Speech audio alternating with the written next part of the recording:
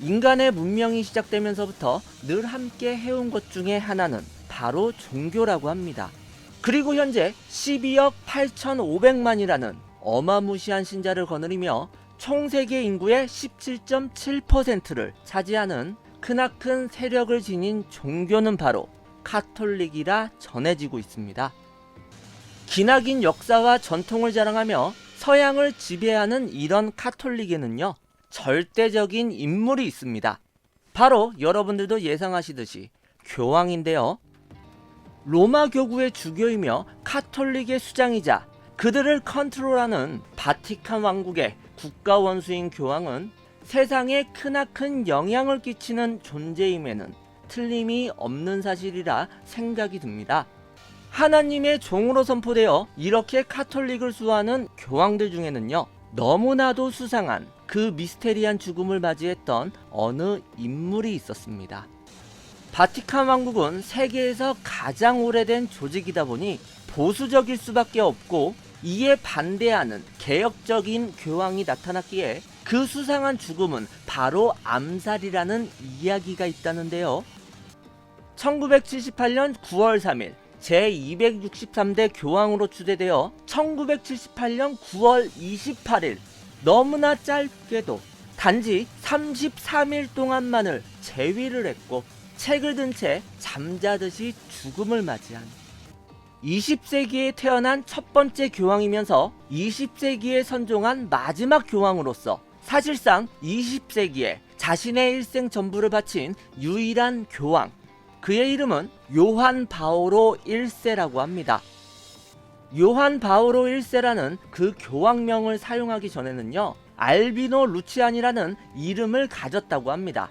1912년 10월 17일 이탈리아 북부 베네토주에 위치한 카달레다 고르노에서 그는 가난한 벽돌공의 첫째 아들로 태어나게 되었습니다.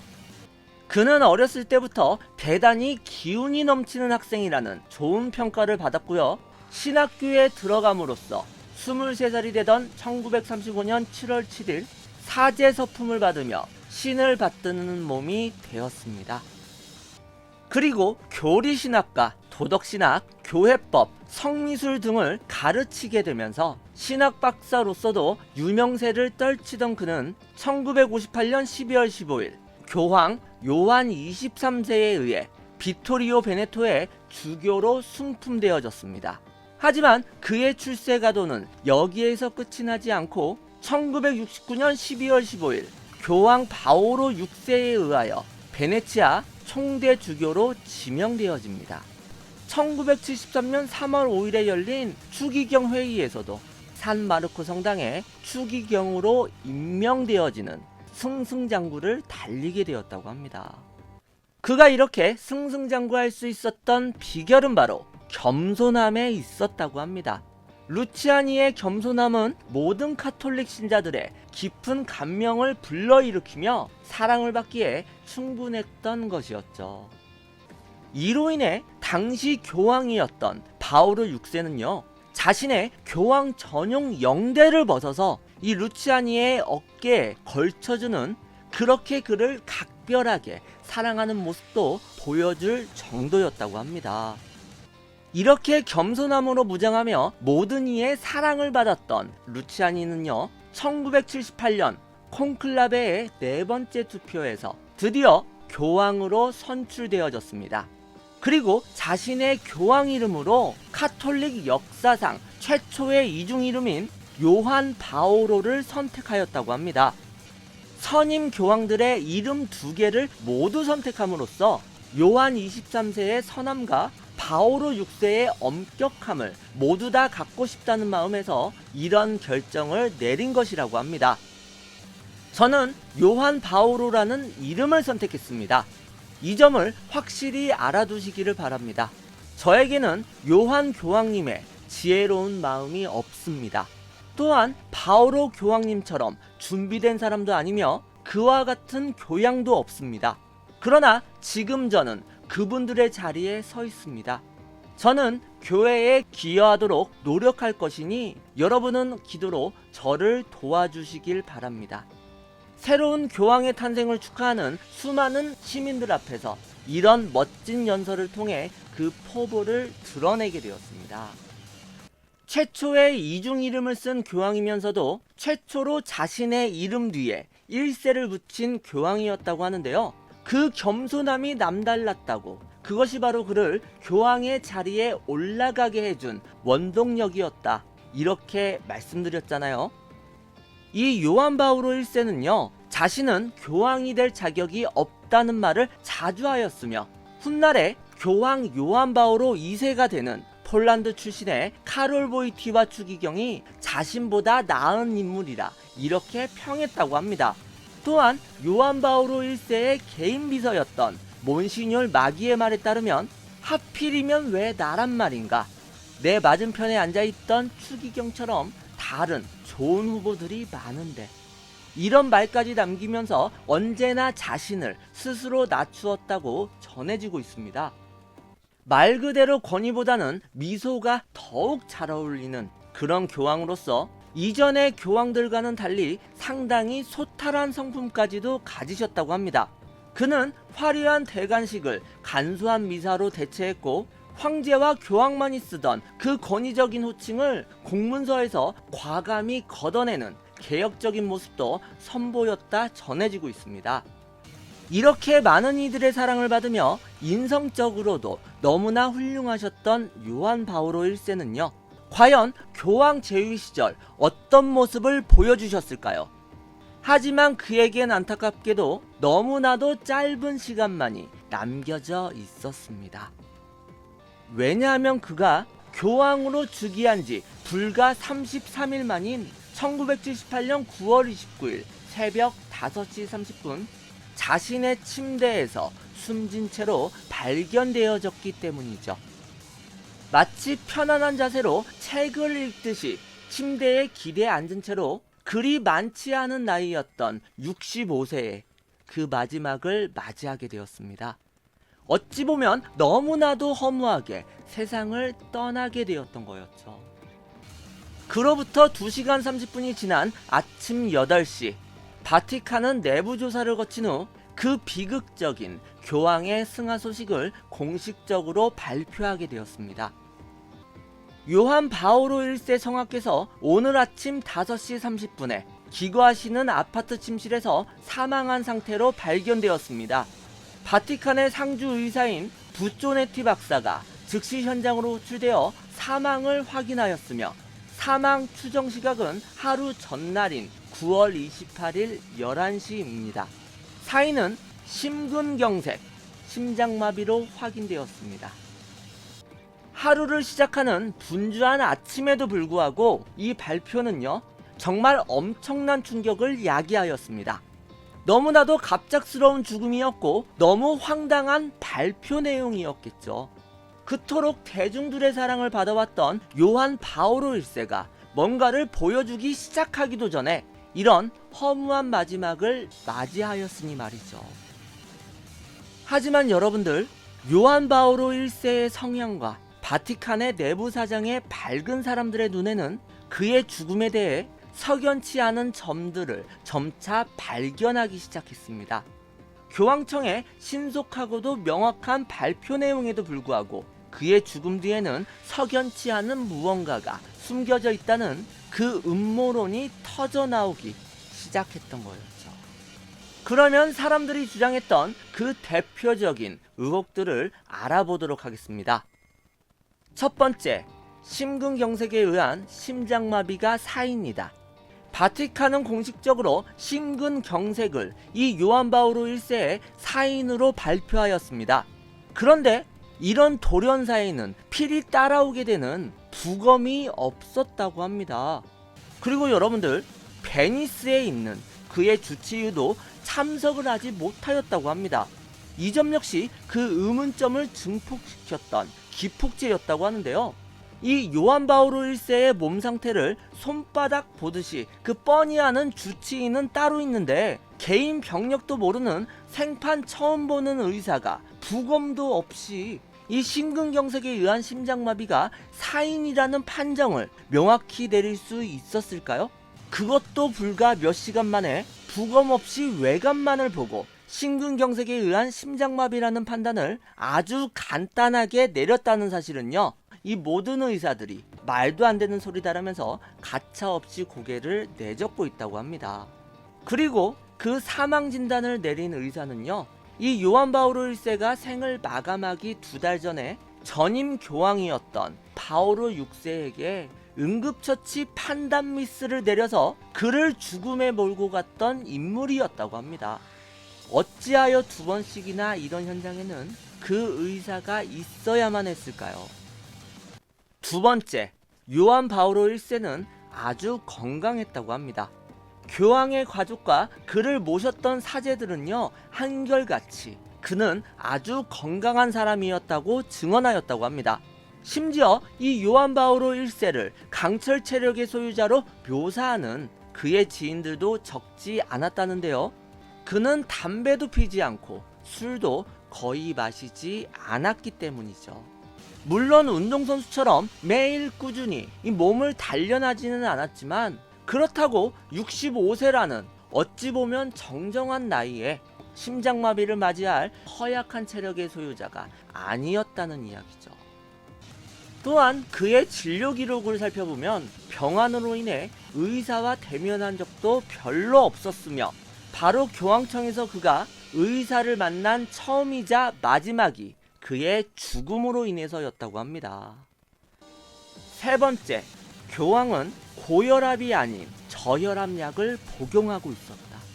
심장으로 통하는 혈관들이 좁아져서 발생하는 것이 바로 심근경색이라고 합니다. 이렇게 좁아진 혈관이 심장으로 피를 제때 공급하지 못하게 되면 그 심장마비가 발생하는 것인데요. 여러 노폐물들이 달라붙으며 좁아진 통로로 혈액이 지나가야 하기 때문에 심근경색에는 필히 고혈압이 수반되어집니다. 헌데 이 요한 바오로 1세는 바티칸의 발표와는 달리 고혈압 증상을 전혀 가지고 있지 않았습니다. 오히려 그가 복용하던 약은 그 반대인 저혈압 약이었고요.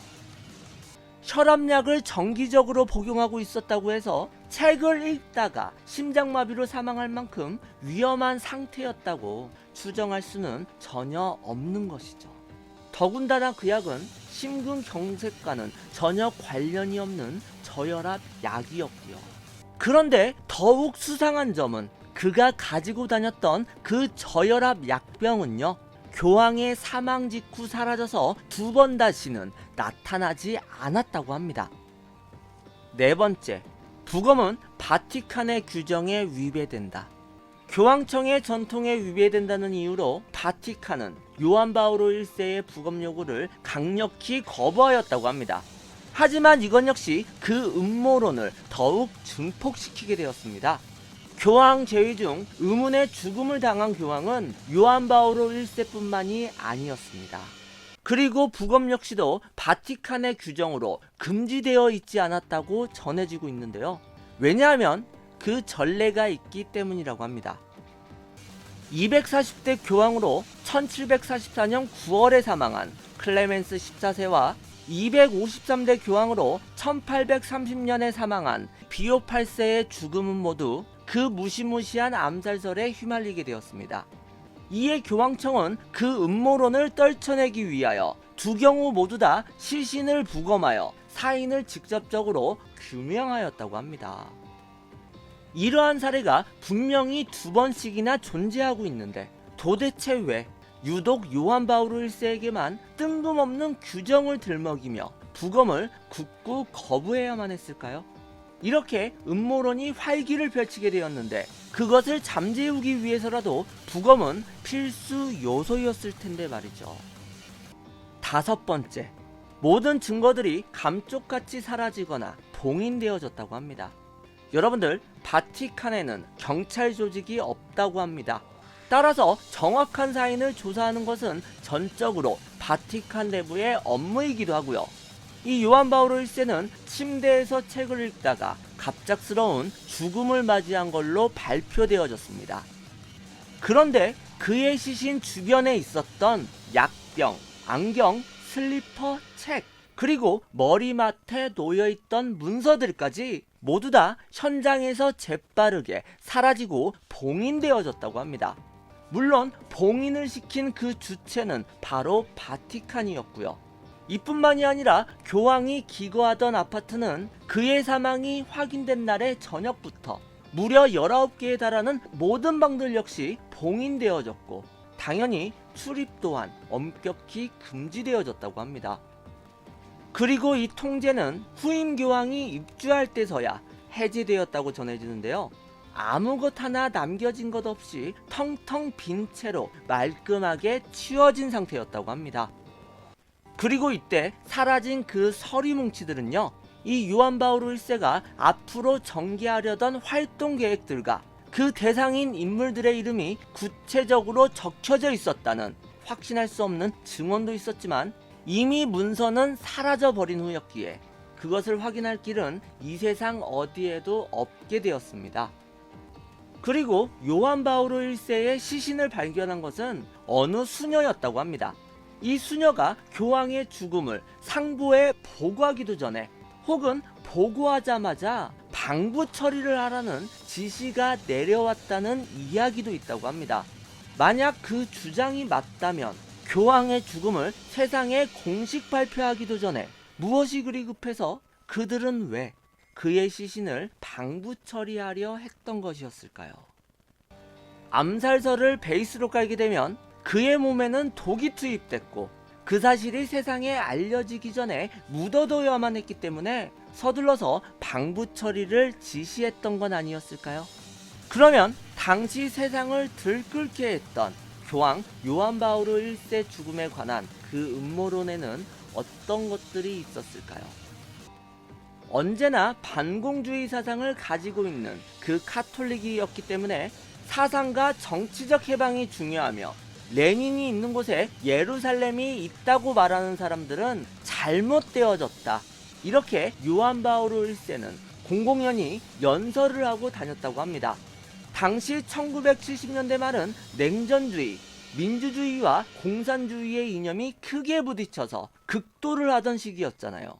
그러기에 공산주의 세력이 자신들의 사상을 앞장서서 반대하는 그 영향력을 지닌 교황 요한 바오로 1세를 암살한 것이 아니냐는 그러한 의혹이 있었다고 전해집니다. 그리고 교황이 죽기 직전 머리맡에 놓고 있던 문서는 비밀 결사 조직 프로파간다 두에의 명단이었다는 이야기가 있다는 것이죠. 여러분들에게 생소한 이 프로파간다 두에는요, 이탈리아의 오리엔트 조직 관할 아래에서 운영되고 있는 그 이름만 들어도 무시무시한 프리메이슨의 본부였다고 합니다. 이 명단에는 바로 바티칸 은행 총재, 그리고 국무장관인 장빌로 추기경 등의 이름이 있었다고 합니다. 바티칸 내부에도 프리메이슨의 손길이 침투하였던 것이었을까요? 이 요한 바오로 1세가 그들의 존재를 알아차렸기 때문에 명단에 이름이 올라왔던 바티칸 왕국의 주요 인사들이 그의 입을 다물게 하기 위하여 교황이 복용하던 저혈압약을 심장에 치명적인 약으로 바꿔치기 하였기 때문에 그런 비극적인 죽음을 맞이했다고 추측을 하는 사람들까지도 나타났다고 합니다. 바티칸 왕국은 히틀러의 군대 앞에서도 주눅들지 않던 강철대오, 그 스위스 군의병들로 인하여 그동안 안전하게 지켜져 왔습니다. 그렇지만 실상을 살펴보면 바티칸의 내부는 손가락만 대도 터질 듯하게 곰띠 골맞다고 합니다. 2차 세계대전 중 드러난 사실처럼 신의 이름으로 돈벌이를 해온 이익 집단이 버젓이 존재했기도 했으며, 전세계 카톨릭의 컨트롤 타워인 그 교황청의 주도권을 장악하려는 권력 집단 역시 기생하고 있었다고 전해집니다. 이 두 집단은요, 상황에 따라 때론 경쟁하고 때론 결탁하면서 오랫동안 공생해 왔다는데요. 이들에게는 자신들의 안주를 깨트리는 그 개혁적인 성향을 지닌 교황의 등장은 위험이 될 수밖에 없었겠죠. 요한 바오로 1세는 교황청의 요직과 바티칸 은행, 그리고 마피아 조직들과의 공조를 통해서 바티칸을 거대한 이익 집단으로 탈바꿈시킨 부패한 내부 조직과의 전면전을 준비하고 있었던 건 아니었을까요? 그의 교황주기와 함께 바티칸 내부에는 언제 터질지 모르는 그 시한폭탄처럼 팽팽한 긴장감이 번져가고 있었고, 공생을 선택한 그 썩어 빠진 두 집단에 의해 요한 바오로 1세는 그 33일이라는 짧은 교황제위를 죽음으로써 끝냈던 건 아니었을까요? 바티칸 지하동굴에 자리 잡고 있는 그의 무덤은 아무런 말이 없습니다.